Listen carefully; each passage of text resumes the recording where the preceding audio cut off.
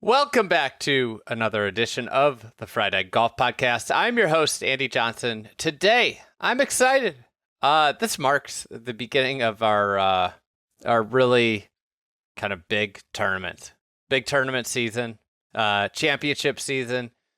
You could say March is major. The Players is starting off now, albeit their claims that they're a major. I do not consider it a major. And thus, instead of 5 things, we do 4 things for the Players. I am joined as always, not as always, but hopefully as always, for the Players by Sean Martin from PGAtour.com. He is a longtime regular guest of this podcast, has been way back since the beginning days. So always nice to chop it up with Sean, one of my favorite golf minds, favorite golf people, and talk about the Players, his hometown event. So we will talk about the Players. We'll dive into kind of the preview. It's obviously this week. We'll be wrapping up with Bay Hill. This is a Sunday release, and we will be off and running. It kind of just signals that the Masters is really, really quickly approaching. Before we get to Sean, here is a word from Optum. Optum is making the healthcare system simpler, smarter, and more connected. Optum's capabilities include patient care, pharmacy services, health intelligence, and AI. Optum is a proud partner of the Players Championship, and Rory McIlroy is an Optum Health Ambassador. Thanks to Optum for their support of our Players coverage. All right, let's get to Sean Martin.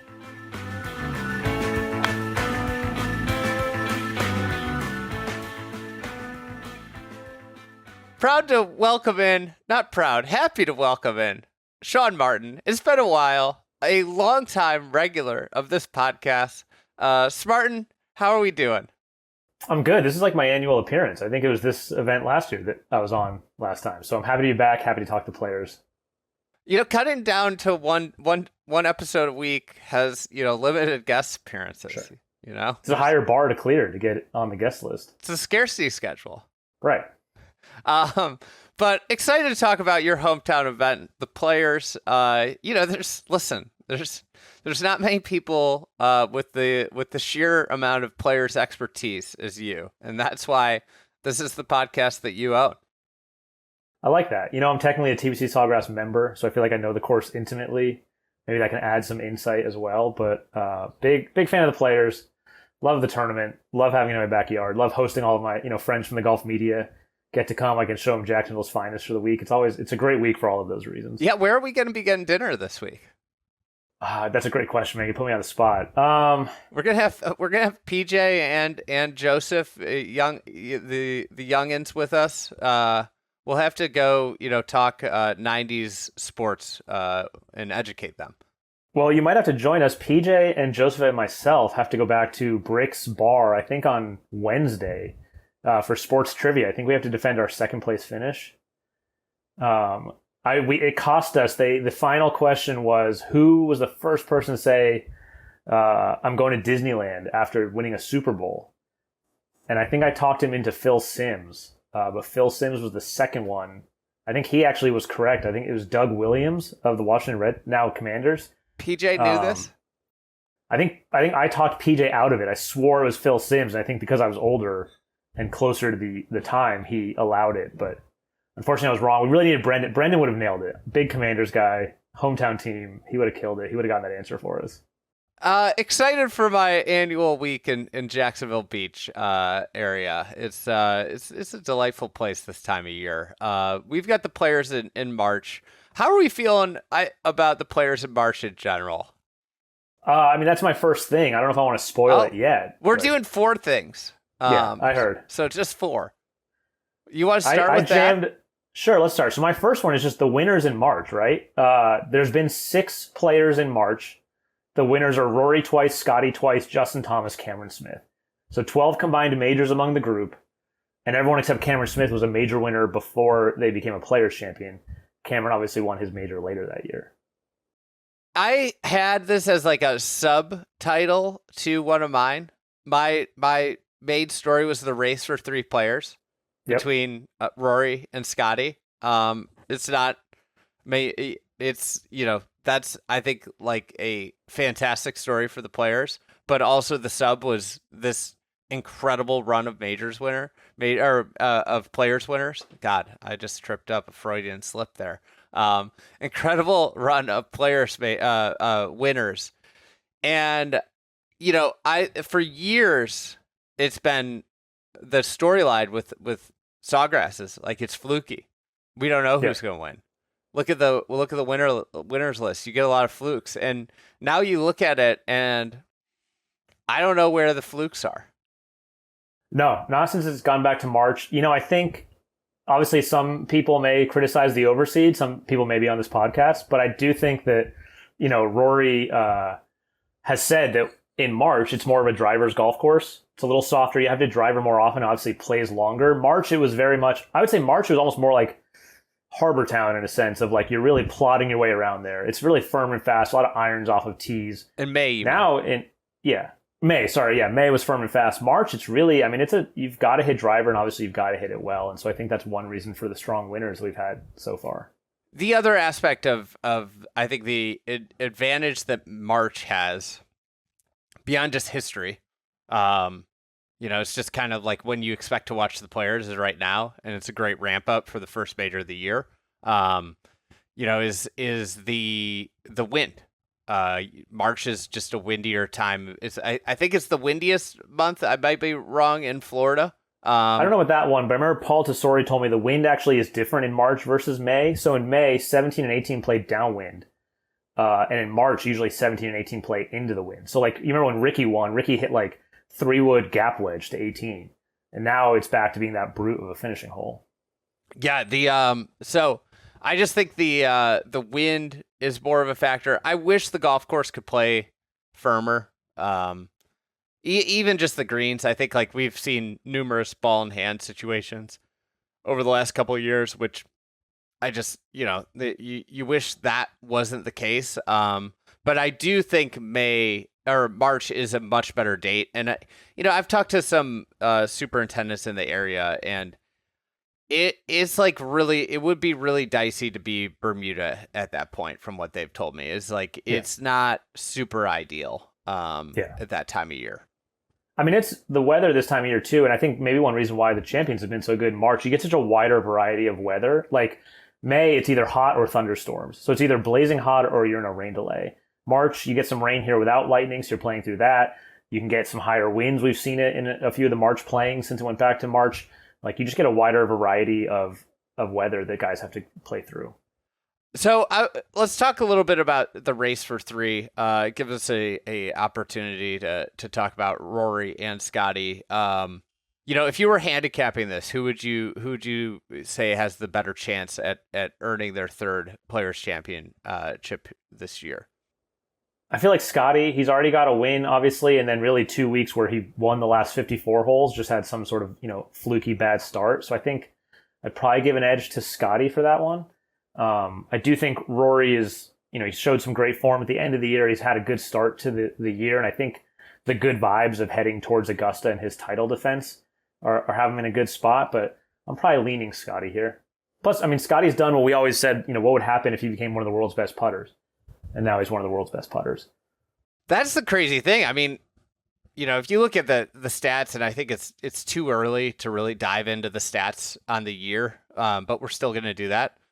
His iron play has been pedestrian this year, which is, very un-Scottie-like. And if I was another player on tour, I'd be absolutely terrified for it. I think one of the things that the other things, Rory talked about this in his sit-down interview with Kevin Van Valkenburg that's on our YouTube channel, but he talked about how Scottie has like no ego, how he kind of like fits, and this is me interpreting this, like he said he doesn't care about being the longest in a group, but the way Scottie's able to tailor his driver to the golf course, where he kind of looks at the golf course and what it's giving him and isn't afraid to hit, 290-yard cuts, or, if it's a place where it's bombs away, tee it high and you start to see him hit, he can get into those low 180s to 184 ball speed. He's a fascinating player because I feel like just so many guys on tour are kind of a one speed player where this is my driver swing and I go at it, and if I want to hit a fairway finder, I tee it down a little, and that's the way it works. Like Scotty's like, I don't even know what the right comp is, but it's like almost like a pitcher that doesn't throw the gas all the time that they have. He's like a Greg Maddux with the driver. What? He's like a Greg Maddux with the driver. Yeah.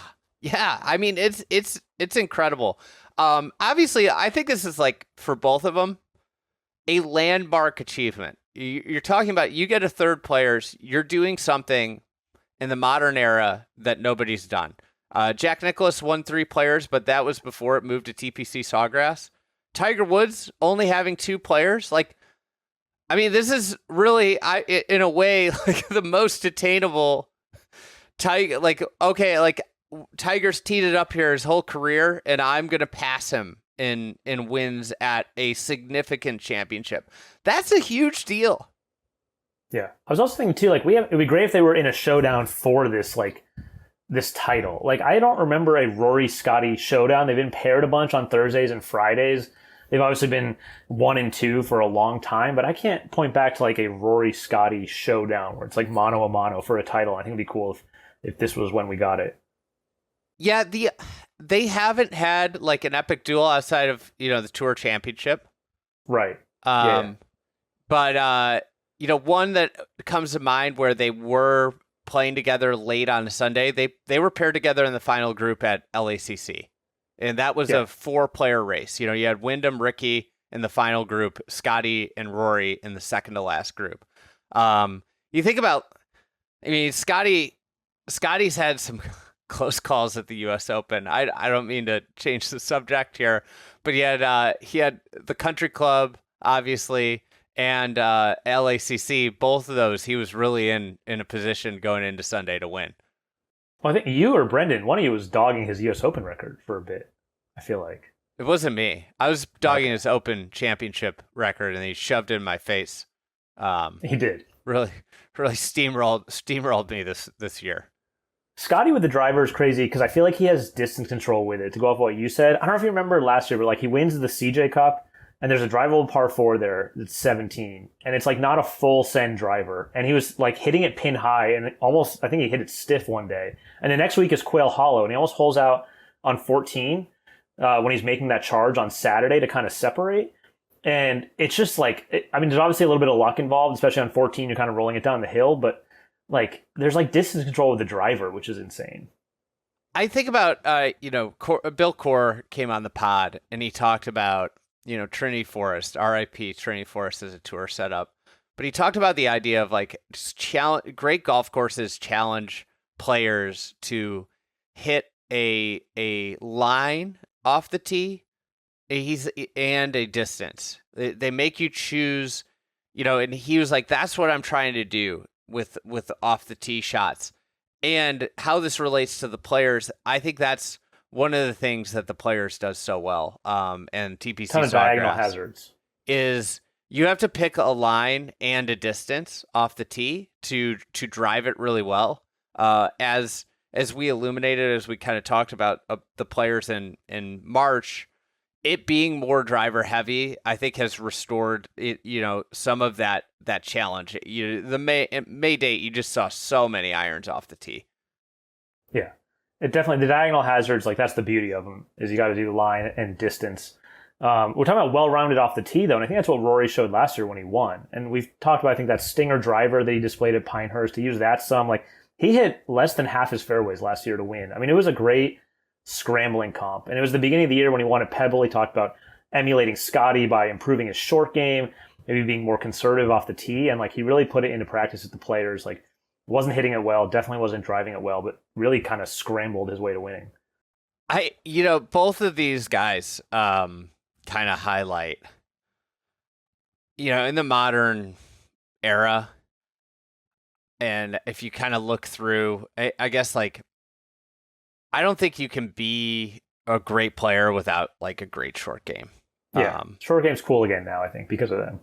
It's, these guys are such magicians, both of them around the green, and I think it gets, Scottie gets talked about some, but Rory kind of falls in that bucket of like Hideki Matsuyama, Sergio Garcia, over the years, just like criminally under talked about, and you see it with par five performance. How you eat up par fives is really like short game.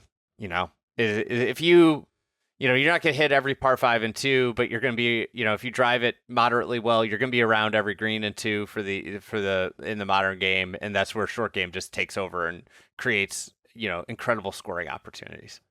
Yeah. What's your second thing? So since we only did 4, I really jammed a lot of subtopics into these. I love get that. Really my value. You're taking my approach. It drives Trevor Immelman always nuts. So my second thing is a combination of Chris Gotterup and Jacob Bridgeman. Both have had. We're on the same page here. There we go. Let's go. But both have had amazing starts to the year, and I think they've both proven to be bona fide, really good PGA Tour players. They both made Eastlake last year. They've both won already this year. Chris has won twice, and they've won big events. And then the next step now is performing in big events, performing in the Players, performing in the majors. Both these guys are bona fide PGA Tour winners. They've closed tournaments out. And so now it's going to be, how do they perform in big events this year? Like, how big is the step that they're going to take in 2026? And it's going to be defined by some of these events. Yeah, Chris Gotterup miscut last year in his first appearance. I think Bridgeman finished T50 last year in his first appearance, or T60. I think it was T50. I wrote down in my notes T60 though. Like I'm remembering what I saw. And you can't remember if you closed the loop on the 5, if it's a 5 or a 6. Yeah. I might have misrecorded it on my notes here. Whatever it was middle of the pack. Middle of the pack. One of my other things here with those two is we've seen the players at TPC Sawgrass kind of be a thorn in young players' sides, learning how to play the golf course and figuring out how to play it. In particular, the one that I think Bridgman's kind of more of this like well-rounded, does everything pretty well. I don't think he wouldn't alarm me, but like Chris Gotterup, maybe there's a period of time where he needs to learn how to attack TPC Sawgrass, the restraint he has to show in places, and certain spots that he has to get to in order to attack.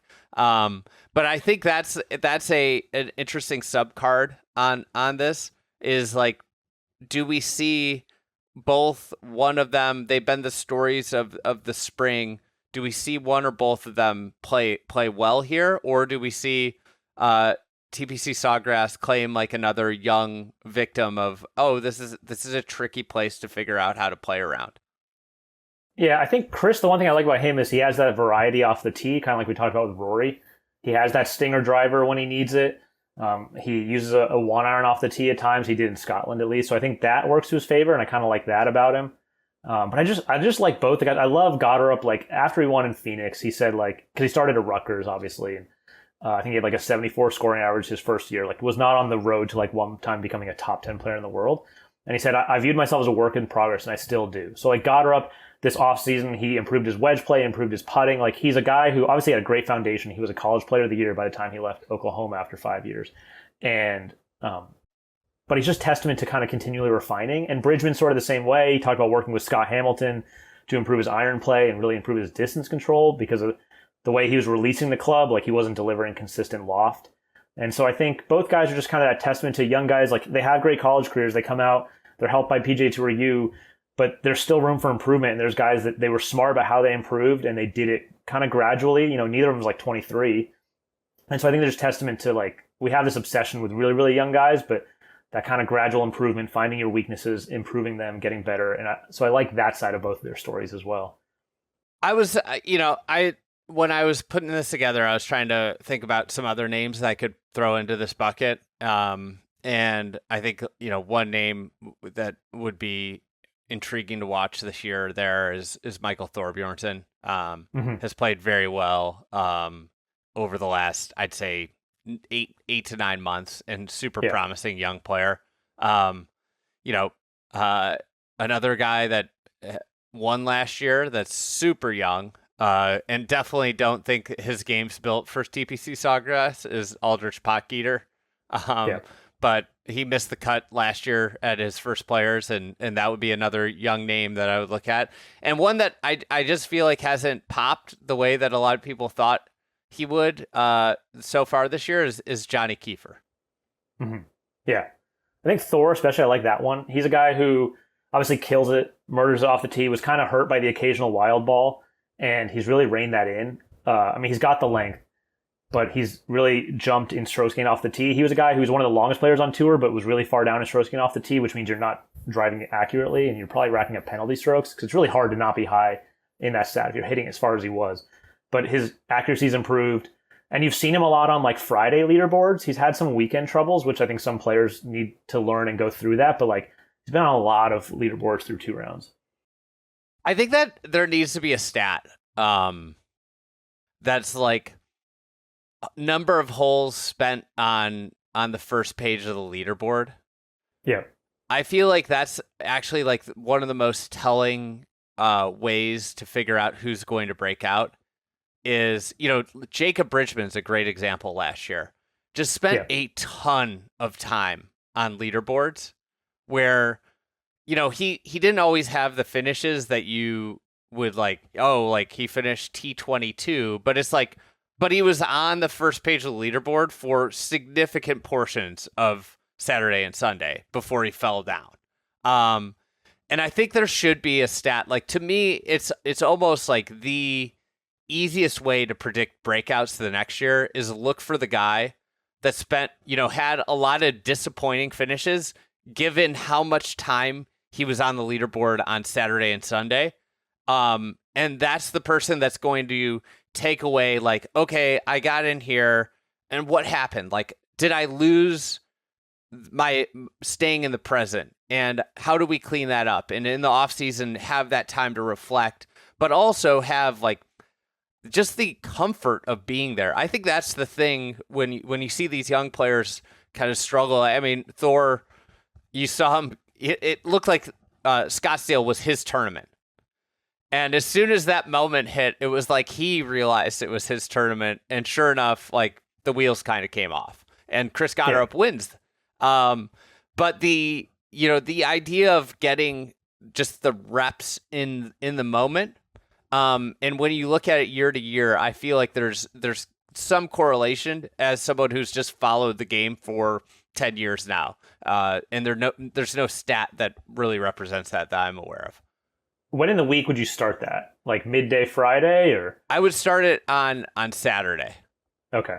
I think it's like, I feel like the first 2 days of a golf tournament, they're just like playing, and there's no consciousness of where I'm at. Something I'd be fascinated about is like, what's the percentage of sub 66 scoring on Thursday and Friday versus the percentage of sub 66 scoring from anybody who started, within the top 25 on Saturday and Sunday. And I think that number would be a really, I think it'd probably be, it'd probably be a lot lower on Saturday and Sunday, the percentage.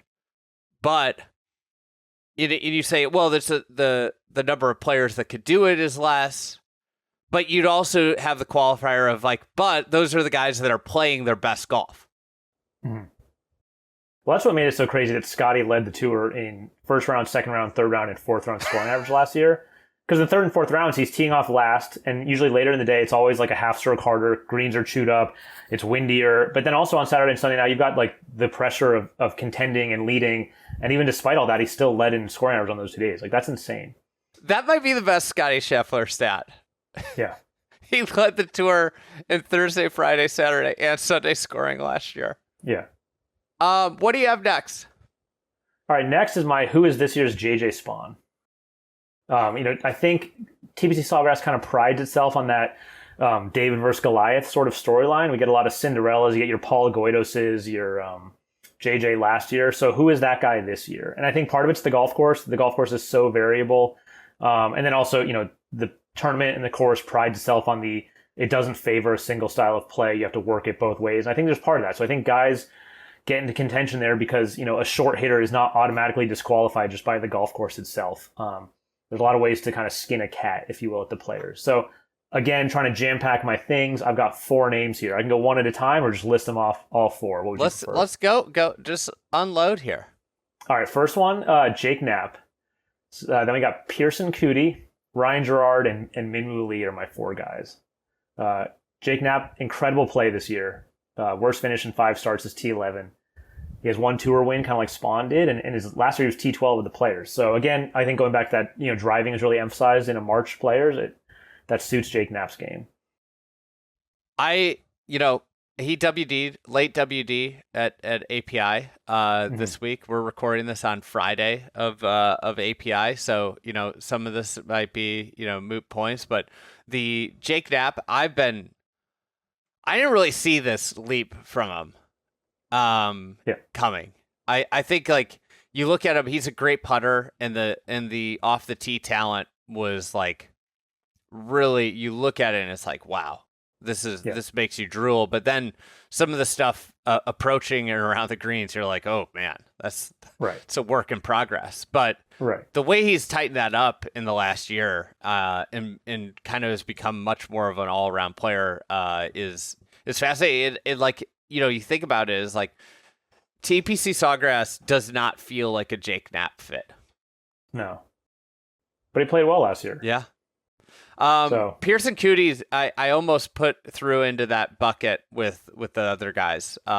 He's off to a great start, and one of the things I like about Coody is like he's someone who has kind of had to earn his spot out there, where he's bounced back and forth. It has not been like a perfectly clean ascension to where now he's a top 50 player in the world. He'll be, without anything kind of crazy happening, the first grandchild of a Masters champion to play in the Masters, which is a cool little thing. But Coody, he obviously promising player, like incredible college career, but he had to bounce back and forth between the Korn Ferry Tour, and I think that does players well when they aren't when things aren't perfect yet early in their career. It feels like early in his career, he was highly volatile. Like he won quickly on the Korn Ferry Tour. Even his first tour season, like he was runner-up at the ISCO, lost in the playoff, but like there was a lot of missed cuts and then occasionally some high finishes. And like last year, he was the highest ranked player on the Korn Ferry Tour without a win. Like just consistently T3, T5, playing really well. Popped a couple times on the PGA Tour as well, kind of split time between the two. And I think kind of like Thor, like I said, I think the big thing was the driving. So he led the tour in strokes gained off the tee last year after being 89th. The year before, and sort of like Thor, big long hitter who was just still losing strokes or not gaining a lot off the tee because of penalty, lack of accuracy, etc. And so I think that was a big part for his inconsistency. When it was off, and he's really improved that driving, and then you've seen it in consistency this year with 5 top 25s and 6 starts. The young player who seemingly has everything you want off the tee that struggles off the tee, I don't know if this could be it, but could it be simply that they're not comfortable playing PGA Tour events and there's just a slight, body not firing all at the same time because you're a little nervous and maybe your tempo gets a little bit quicker, your transition's not as smooth. And because I think that's like one of the biggest things is you hit bad tee shots usually when you're uncomfortable, when you're nervous.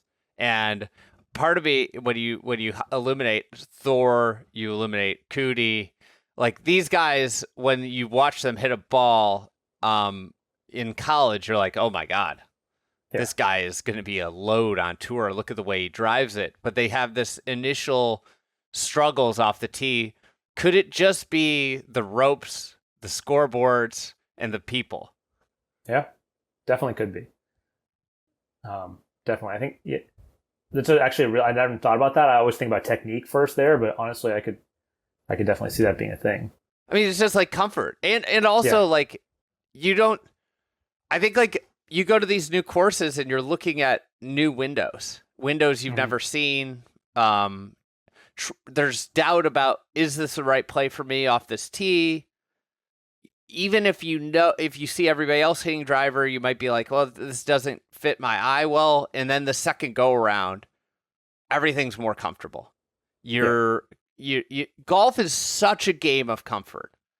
It's probably the most under talked about, but being comfortable with where you're staying, being comfortable with where you're eating before rounds, your routine, what gym you're going to for these guys. Most of them go to the fitness tent, but like the whole habit, the more times you visit a place, the more inevitably more comfortable you get. And anybody can relate to this. If you play as a guest at somebody's club, you go visit your buddy's public golf course, the first time you play, you're a little bit blind and that can be fine. But then the second, the more often you're there, the more often you see the shots, the more comfortable you get. You get more comfortable just getting there and being there. You know where things are. And I wonder if that could be why we've seen some young players that seemingly have all the tools to thrive off the tee, struggle off the tee. I think too, when you're that long and you become a PGA Tour player, there's that maybe doubt about when to deploy the weapon. Like, part of you is probably like, well, I'm on the tour now. We're going to play smart. I'm going to be a mature player. We're going to hit less than driver. But then you're also like, well, the analytics say hit driver everywhere and use it to your advantage. And you're probably stuck a little bit in between when to press it and when to not. Because you probably feel like you need to change from college. You need to be that smarter, more mature course manager. So that could be part of it as well.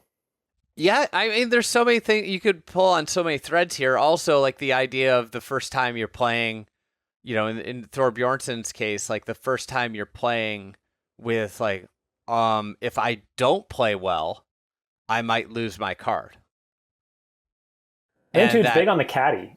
Like, I don't know Pearson's caddy situation, to be honest, or who's on his bag and when they came, but Thor Bjornsson started playing well right around when JJ Jakovac got on the bag. So there's a veteran experienced caddy. Even Chris Gotterup, we saw it last year. He played really poorly the first half of the year. And then he wins in Scotland, contends at the Open, makes the Tour Championship. He's a potential Ryder Cup pick. And he had changed caddies mid-year also, I think, to like a longer, more tenured caddy. So, I mean, the caddy is a big part of it as well. I think especially when guys get on tour, a lot of them have seen their peers have friends on the bag, and that seems appealing. You don't want to travel the country alone. You're going to these new places. You like to have a friend with you. But sometimes when they switch from that friend to a professional caddy, you see a leap in performance. Yeah. All these things. Frankly, having a regular caddy is something you have to get comfortable with. Know. I mean, and also, too, with JJ, you got to wait for the right time for a guy to go off of a bag, so he's available for you.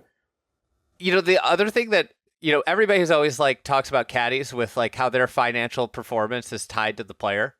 Mm-hmm. Nobody ever talks about the psychological aspect of a player and knowing the guy that you spend, we'll call it probably 40 hours a week with, their financial well-being being tied to you and that adjustment.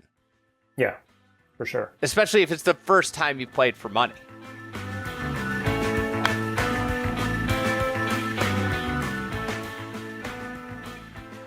Let's talk about a new sponsor. Cobalt Rangefinders. I just got my new Cobalt. It is awesome. I used it. I went out and played to use it before we had to start doing these reads. Using this Cobalt, I was amazed at some of the features that they've added on. In particular, they have an optical zoom, which you can get up to 12x. This is a particular pain point. If you hit a tree behind a hole, like a flag, this can ruin your round especially if you're playing for something. And it's happened to me before, and you mail it over the green. You're like, what the hell happened? The zoom is such a game changer for the rangefinder. So they go from 6x to 12x zoom, which allows you to be really precise with what you're hitting, whether it's bunker edge or whatever it is. It's designed and built for golfers who prioritize precision, consistency, and performance. And the QZ6 delivers enhanced visual clarity and confident distance measurements shot after shot.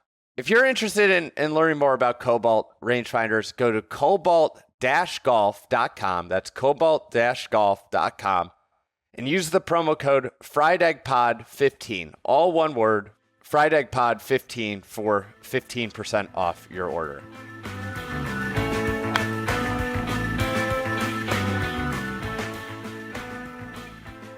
All right, my next thing's the Brian Rolapp press conference. Obviously, that's going to be a big topic this week, but we've heard breadcrumbs about the schedule, what it's going to look like. There's a lot of thoughts around that. I'm very interested to see what comes out of that press conference because it seems like they really want to get a new schedule on board in 2027 and where they're at with that, how close they are, because, with the way tour sponsors and all this stuff works, like they've got to get that thing out into the world pretty soon. And, a couple big things from that is like how many exempt players are there? What are the status of exemptions? I know they want to get rid of most of them, if not all of them. What does that look like? But the schedule and, really just the first time we see the new CEO take over and do this big press conference that will be an annual thing going forward. Yeah. I think obviously the big word that I think has kind of come out of it is scarcity. And I don't know a lot, but I think sometimes people take that as like, oh, we're just going to see less golf. And I don't necessarily know that that's the case, but I think we've seen it with less cards, right? And I think sometimes we've even seen the start of the year with less cards means more urgency, less spots. And actually my fourth thing was a little bit related to that of the players' field just going from 144 to 120. It's a big reduction in the field. And so for guys or people who have opinions on field reduction and what it should look like this is a good litmus test. Like, do you feel like something was lost this week because there's only 120 guys? Do you feel like something was gained because of pace of play or darkness or flexibility with, when there's delays, that kind of stuff? So, you know what I'm worried about? What's that reduction? The number of balls in the water graphics are going to be, you've lost 48 chances for a ball in the water on 17. That record might be just set in stone now. They need to statistically adjust for it. I've always argued that you need to do those at a per player basis, because also you do like total balls in the water since 2003. It's like, well, automatically you are narrowed down to the golf courses that have been used every year since 2003. If you were ever like a playoff event where they only had 50 players in the field versus a full field event where they had 156, like that affects it. Like there's so many variables. Like we just need what's the average per player? We need a rate basis, not a total sum number. I think, while we're here, I think the 17th hole is one of the best, tournament holes in the world. And I don't think that's like an outlandish take. But when I say that, why I say that is I think the best moments in tournament golf on TV are when holes create an urgency for you sitting up in your chair, mm-hmm. Or the times you're watching it and you feel nervous. You're like, man, imagine how the guy trying to win the tournament feels. Yes. Yeah. Yes. And it's amazing. The other aspect of like how you view Sawgrass, right? And why, everybody talks about the finish. The finish should be studied. It is like to me, perfect finishing stretch. Even if you go back to 15, challenging par 4, gettable par 5, super risky but gettable par 3, short par 3, and then hard par 4 to finish. Like that. Honestly, the entire back nine has those kinds of that give and take of sort of like 11 and 12 are super birdie holes, even 13 if the pin's in the right spot. But then 14 is the most difficult hole on the golf course. 15 is another tough par 5. A 10 sneaky hard. Yeah. But anyways, the thing about 17 is like it actually it is like part of your lens of how you view the tournament throughout every round and throughout the finish, where somebody could be 4 up and it seems like in a lot of tournaments it's just like, okay, he's just skating his way to the finish. In this tournament, in the back of your head's always like, well, he has to get past 17. Yeah.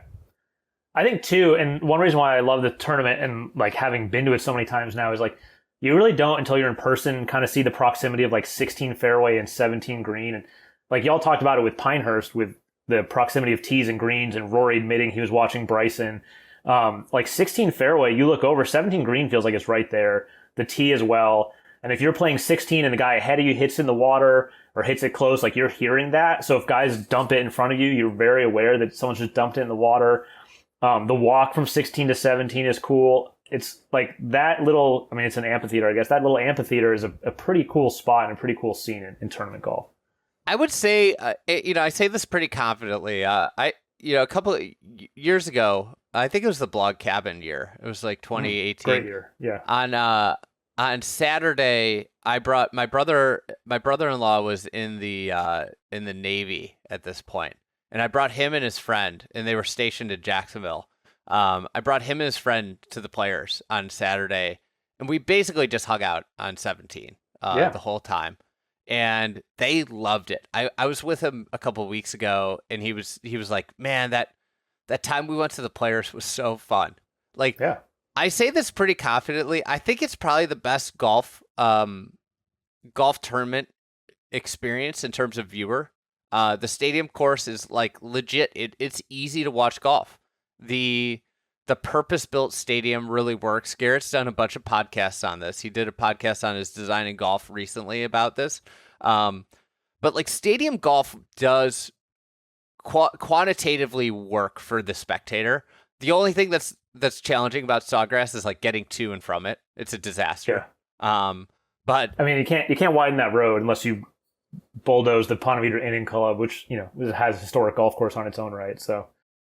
That's the only issue is like it's a disaster getting in and out. But like this is the one to me as just a regular spectator to go to. It's a good. It's also it's not if you get there early. Like look, the Starbucks by the golf course opens at 5. You're just south. Get there, read a paper, read a magazine, hang out for an hour, and then go watch guys warm up for the first tee time. It's great. I mean, are you going to give that advice to someone with kids? Look, I have 3 kids. I understand. No, that 100%. Are you like, kids, we're getting up at 4:30. We're going to hang out at the Starbucks for a while. And we're going to make it at the golf tournament till 10 a.m. That's when we're going to reach our expiration point. The thing, actually, that I wish we'd bring back on the mounds, because the spectator mounds are awesome. Like, you can just lay down and you can just watch golf. They used to have built-in, like, stairs in them. So they had, like, the staircase you could sit on the steps. And it was a great look. I mean, honestly, around the first tee was this big grass mound with rows of seats carved into it. It was kind of crazy. It's I love the old pictures of Sawgrass. Yeah. They did some changes for this year. Nothing this year that's major, but I do think there is some work coming to like bring some of that character back into the greens. And I mean, you talk about the little plateaus and little portions of the greens that guys freaked out about back in 1982. Those have been softened, but I think some of them are coming back. It's amazing to me when you look at the Dye legacy of like Sawgrass, the way Sawgrass was portrayed by players and also then PGA West, his 2 big stadium courses, and then years later how it's just accepted, and it's like a great reminder of initial reactions are oftentimes the worst reactions. But now there's this desire to go back to what it was. Oh, you know what? That actually reminds me. I left off, and this is for Joseph. I left off one of my Cinderellas, my JJ Spawns. I had 2 Pete Dye specialists. It was Ryan Gerard. He finished runner-up at Amex, and he tied with Matt McCarty, who Matt's kind of fit into that like more controlled player, not the longest, but a good ball striker, solid, straight driver, and played so well in his Masters debut last year. But Matt McCarty also was on my list. I know Joseph's high on him. I have an affinity for Matt McCarty. Do you know why? Because he's the Utah Slayer, so he can handle golf courses that are penal off the tee. He calls Chicago his home. That's right. He's a Medina member, right? He lives in Chicago. Yeah. So he's there in the winter. So he's full-time Chicago. He lives in the city of Chicago. Do we know why? Just wants to experience it? I think it's his girlfriend or wife. I need to talk to him more. I gotta have him on the podcast. Maybe she's doing like is she doing a medical residency or something? All the way I found that out was when he was doing the Get a Grip with Bacon. I asked where to send a mic to, and he sent me this address. I was like, "What? You live in Chicago?" And he's a Medina member, right? Is that correct? I believe maybe a Medina member. Maybe I'm not sure. So he's looking hard at a President's Cup spot. I'm excited about the President's Cup this year. It's gonna be great. It's gonna be good time. But I mean, Matt McCarty, Gerard is. I loved the tour did of his house. I mean, credit to him for letting the cameras in his place. Not a lot of players would do that. Gerard, though, he's like, if you're a golf guy, like, he is awesome. Like, I've seen him out there with like Titleist. He's just hitting 100 hybrids, trying to find the right hybrid. Like, he just we always want our tour players to like love golf. Like, you as a golf fan, you want the guy to feel the same way you do about golf, and like that's Gerard. Like, Gerard is a golf like sicko, golf nut, and it's awesome.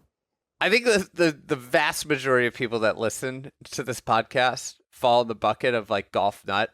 I do think, and I don't want to get you in any trouble, I do think one of the more depressing aspects of the PGA Tour is how many of the players would fall into like they just do this because they get paid a lot of money. They don't really love the game. But Gerard, it's hard. It happens when it becomes work. Like, think about when you started the Fried Egg, you probably loved like writing and opining and getting to produce content. And then after like 10 years and a family and all this, you're like, gosh, I got to bang out this, thing for the newsletter. KBV's all over me. Like things become work. I remember it was a multiple major champion. We asked, I think we were doing like one of those survey things, like, what's your favorite, recreational golf round you played in the last 5 years, or favorite golf course you played not on tour? And the guy was like, I don't play recreational golf. Like, it's become work. Like, things become work. So I understand it, but it is nice when you find a guy who just like loves golf. I'll leave the name out of this, but I'll never forget I was talking to a tour player who's an absolute golf nut. I'll leave all the names out of this, and was riding in a car and looked out the window and was like, "Oh my God, that golf course looks sick. We should stop and play it." And the other player in the car was like exhaled and was like, you want to just stop there and play? And he was like, yeah, I mean, it looks great. And along the, this was years ago. And he was like, dude, you actually like playing recreational golf? And it's like, it's kind of crazy how there is like an overriding belief of that, but that you're right. It is, when things turn into your job. I tell people this all the time. I love what I do. What I do. I wouldn't trade it for anything. I don't feel like I work on a daily basis, no matter what part of the job that I'm doing, unless it's my taxes. I don't feel like I'm working. But the thing that I have lost is a little bit of my hobby. Like, I play so little golf for myself anymore, and that's the one thing I miss. But that's just, I think it's more like the life situation I'm in. If I wasn't doing this, I would have lost a lot of my hobby of golf also because of where I am in life. But that it's hard. That's why I love hearing about like guys that go on golf trips that play on the PGA Tour, or you get the tour of Ryan Gerard's whatever it was, house or apartment, and it's just literally golf clubs everywhere. Yeah. Or even the fact that he went to Mauritius to, try to qualify for the Masters. Yeah. I mean, Zalatoris on this pod was saying he might go to like South Africa to try and qualify for the Masters. Yeah. Ogilvy fits in that vein as well. So DJ Bajowski and I went to went to Bandon before the U.S. Open at Chambers. And we get there, and I think it was breakfast one morning, and everyone's like, oh, Jeff Ogilvy's here. And he was in the U.S. Open still, exempt off his Wingfoot win. And he was just like at breakfast with everyone else eating. And he was going to go play 36 at Bandon, and then he's going to go play the U.S. Open a couple days later. I'm like, it's just awesome to see, because you're so shocked to see someone doing that as well, because they're about to have a really long and stressful week of the U.S. Open. And most guys would just be at home relaxing, and he's playing Bandon with a bunch of randos. Well, that's the thing that's been lost with this, like, almost like load management of tour players, where we only play 9-hole practice rounds. Is like even the idea of going and playing somewhere the week of, a la, you think about Ben Crenshaw putting Crystal Downs on the map when he built or when he went there the week of, it was a Buick Open, and played Crystal Downs the week he won the Buick Open, and it's 4 hours away, and he just couldn't not go see that golf course. But it's a key to longevity in some way. It definitely helps, I think, keep burnout at bay. Like you look at, Scottie loves playing. He mostly plays at Royal Oaks, but he loves playing with members there, and having handicapped games with like 10 and 15 handicaps. And like from all accounts, he's a maniac. Brody Miller wrote a great story on it that like he goes full bore trying to beat these guys he's given 20 strokes to. And Rory, obviously, I think it feels like Rory's fallen back in love with the game, that there were maybe some years that he didn't love it, but then as he's gotten older, like he's fallen more in love with like going places and seeing courses and playing recreationally. And that might be one reason for his longevity and kind of this like second half success he's had in the last, 5-6 years. Yeah, it feels like you have to be just a complete competitive psycho, mm-hmm. or you have to just love the game so much. Yeah. For a long career. My last thing is this is our show me something checkpoint on the year. Okay. I've got some names to throw at you that I would say that we expected some big things from, and just have not seen much of anything from this year, relative basis. Victor Hovland. Yeah. Coaching change for Victor. So, as the world turns and as Victor changes coaches.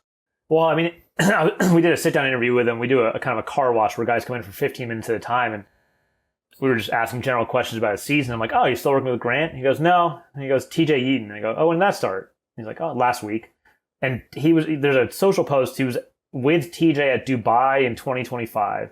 Then he went back to Grant Waite, who he'd been working with previously, around, I think, Bay Hill of last year, and was with him until, I guess, last week. And then now he's back with TJ, who also is the coach of Ben Crane, who's, you've talked about to go on a run on the Champions Tour. So he could, if he turns Victor around and gets Ben Crane into a world beater, it could be a stock rising for TJ Yeaton. Today's the start of the Ben Crane era on the Champions Tour. We're recording this on Friday. Everybody's looking at Zach Johnson and what he's going to do. I've been told by sources Ben Crane is a problem. So we got Victor. Victor, you talk about like having characters on tour, right? Having someone who's perpetually unhappy with where their golf swing is very relatable. Is great for the tour. Very relatable too. Well, and Victor, the funny thing is, like, he doesn't tire about talking about it. Like, you would think that, because all people ask him about it. And it's gotten to the point now where really, I think for a while we thought he was on this journey to remake his swing, and, maybe he was unhappy with one thing and he went down a road, but like now it's the new, it's the normal for Victor. Like, if he's ever at a point where he's not changing, like coaches or trying new drills, like then we're like, oh, something new has happened. But I think honestly, it's just Victor. Like at this point, I think it's normal for him. Yeah, it's amazing. It's a great aspect to have. I just would like him to play better golf. Yeah, no, 100%. It's fascinating to have somebody that gets to basically where everybody's like, maybe he's the number one player in the world. Yeah. And all of a sudden, it's like, oh, he just blew everything up. Yeah. Well, the thing with him too, he's so smart that I think he like started pulling at one string, but then the whole ball starts unraveling, and you're dealing with matchups and things like that. And so I think that, and he's not a guy who's gonna be intent with like, hey, feel like you bow your wrist a little bit more. Like that's not gonna do it for him. I was telling somebody the other day, I haven't gotten a lesson in 8 years. And I feel like I play about as well as I played when I played. I mean, I'm not quite as good, but but one of the things is like I know my golf swing. Yep. And like one of my fears of if I went and got a lesson or did work on it is what you just said, is that if you pull one string, something else unstrings. And there is like, you look at what Scottie does. Scottie's got the most self-awareness of his golf swing because they just work on the same stuff. Yeah. And they've never pulled a string that's undid 3 other things. I think so. The coaches for like Scottie and even like Gotterup's had the same coach, Jason Birnbaum, since he was a kid. Like those coaches to not change that stuff, but to make it better without like wholesale changing it, deserves a lot of credit, first of all. But it's just, I mean, that's the essence of great teaching, where you're working within someone's framework. You're not completely changing them, but you are making them better. Like Scottie's swing has a lot of really unique things in it that you wouldn't teach. I'm not even really talking about the feet either. Like there's just a lot of, it's very unique and he just owns it. And it's crazy this week though. He talked about when he came out of college, he's like, yeah, I wasn't a very good ball striker. Coming out of college, like that was 7 years ago. Like he's like, I think I could have been, but I there was still too much wrong in my swing. He's like 2020, 2021, I became a better ball striker. And so you're talking about a guy who went from like 2019 to really 2023, he really kind of established himself as the best ball striker on tour, and it was very obvious. Like, so in 4 years, he went from what he would call like not a good ball striker, obviously different standards than what we would have, to the best one, unrivaled in the year. It's kind of crazy. It is crazy. But also, if you looked at his swing, I don't think you would see like an insane difference. It's not like he, totally overhauled it. Yeah, that's the thing. I think it just, a lot of it was like, I think so much of it is just understanding your swing.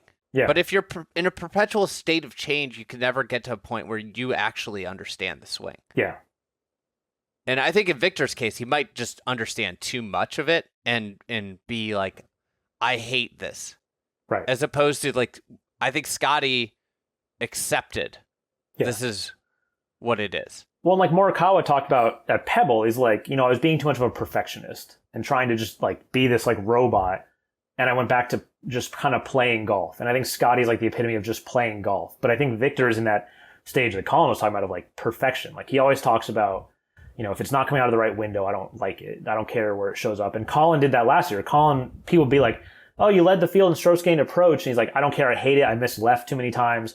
Like I wasn't fading the way I wanted. I don't care what the stats say. And it's like, well, I get that. And you want it to look a certain way and to feel a certain way. But like if the stats say you're the best on tour at it, like you should probably just maybe accept it so you don't drive yourself crazy. You have to get to a state of comfort to play your best golf. And that's where I have like a hard time with the constant changes. Are you ever getting comfortable enough to win a major championship?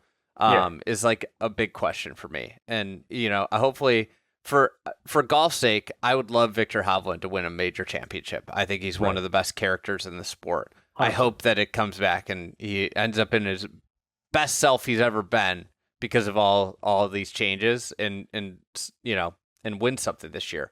He'd probably benefit hugely from getting married and having a kid. Like some guys, they lose skill because then they used to practice all day and now they can't. Like that actually might be. We need to find Victor a wife. It's I like that take actually a lot. He needs less time to think about his golf swing.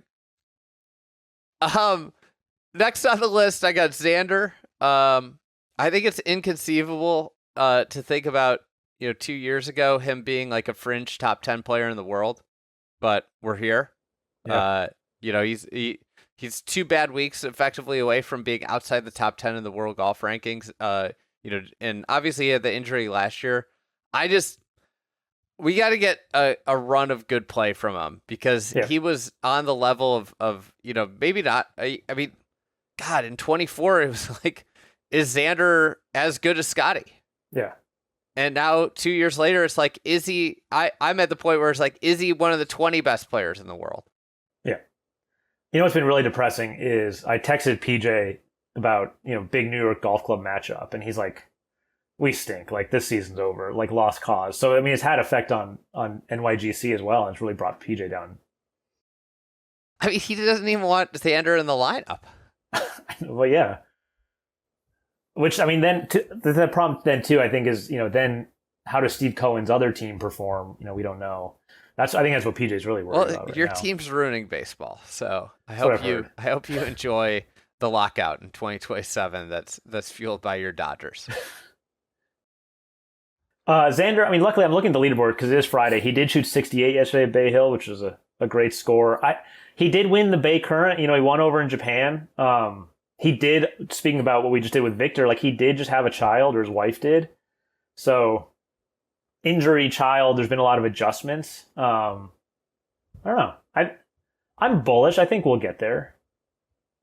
He probably spent a lot of offseason with the kid, and I don't know how we got to the place where people thought that like a kid, I don't know how. I'm not saying don't have kids. I'm not saying this, but I don't know how we got to a spot where people at one point was like having a kid's good for pro golfers. Well, we just said it about Victor. I think it's a very special case when it's good. Like you can't tell me that there are like attributes that are good for your pursuit of pro golf. Well, I do think it is. I mean, what's better? Is it better you go back to your hotel room and you play with your kid, or you go back to your hotel room and you start like fiddling with your grip and looking at your takeaway and like, I mean, for some guys probably the latter, some guys the former. But so I think just getting your mind off of golf, if you have a tendency to go too much down that road, I think that's the good stuff. Is a case by case basis. You're right. You're absolutely right. That KVV interview with Rory, he talked about how it's like I just go play with my kid. Yeah. All right, Ben Griffin, the delight, the breakout of last year. He hasn't done much this year, and I think this is a guy that everybody was kind of like, okay, like he's going to be a major competitor. It's obviously early in the year, and we saw Ben Griffin play his best golf like kind of like this point forward last year. But he's playing his first Masters this year. Right. So is Chris Gotterup. Yeah. It's fascinating. I think we talked about this with Ludwig, who's also on my list, but who played really well yesterday at Bay Hill. But Ludwig was like, is this the highest, the most, highest ranked player to ever make a Masters debut when Ludwig came through? I think he was like 4 or 5, and then he contended. Yeah. But Gotterup's right there too. Yeah. But Ben Griffin and Ludwig kind of round out the players. I just want to see something from them. And Ludwig might be, as I said, we're recording this Friday at Bay Hill. He's in second place right now at Bay Hill going into today. I think a couple other guys I was looking at, JJ Spawn, and I'd read something about some vertigo, which was kind of, I think, mentioned offhand, but that's obviously a terrifying affliction for a golfer. Oh, man. But, I mean, JJ was, like, one of the great stories last year, and I really enjoy, like, watching JJ play golf. JJ's a great personality. I would like to see him play well, hopefully. And then Justin Thomas, who, I mean, obviously, Bay Hill's his first start of the year, but as we talked Friday afternoon, he's 14 over through 12 holes of his second round, and he's in last by 7. Now you hope it's just rust, and you just got to get some reps. But like he loves TPC Sawgrass. I think it's his favorite course on tour. He's had a ton of success at TPC. So you just hope that this Players Week, you see something definitely better than what we're seeing this week at Bay Hill, and that it's just maybe he just had to shake off some rust. Yeah, I was thinking about JT on here, and I just, in good faith with a major back surgery. Yeah. I feel like we got to give him 2 months to work things out. Which unfortunately for him, and just the way the schedule's constructed now, it's just 2 months and the season's basically over. Yeah. That does it for me. You got any odds and ends? No, those are my things. That was it. That's good. Who's your pick? Who's my pick? Man, I honestly, it's too I didn't early. even think of that as a thing. I know. It's the problem with this format. I like getting it out early, giving people a table setter for the week, but making a pick this early is hard. going to scroll down the OWGR a little bit. Scottie. You can't go wrong there, right? Maybe you can't. Yeah, maybe I'll go Russell Henley. That name stood out to me. That's kind of your ball control guy and amazing, like great driving accuracy. Actually, I think I'm gonna go Colin. Not like a crazy, insane pick, but I'm gonna go Colin. I think this is a redemption year for him. I was happy I was on that island, despite the way Joseph Lamagna looked at me on this podcast when I said the name. Data boys, they're not always right. They aren't always right. The data all comes after they play. Yeah. Data takes are always reactive takes. Well, you know what data can't measure? Grit. Heart. I mean, maybe it could if they were wearing like an Apple Watch or a Whoop, but it can't measure heart. Soon it'll be able to tell us everything that's going to happen, and we'll just start simulating everything. It's true. So, I hope Joseph listens. I hope he gets this far in the podcast. I've already poked him for that. All right, thanks, Martin. Do you have anything coming out that we should watch out for? No, we have some really exciting and like new and different stuff we're doing at the Players that I don't think people might not see it right away. Some of it's going to come out in Brian's press conference, I think, but some cool stuff. It's definitely different than what I've been involved in my previous life as a writer and editor, but can't quite say right now, but I think definitely exciting from a content standpoint. Awesome. I'm looking forward to getting across the moat for that press conference, seeing where the magic happens. You might not be, you might be onto something. You talk about them locking you in a room. All right. Thanks, Sean. All right. See y'all.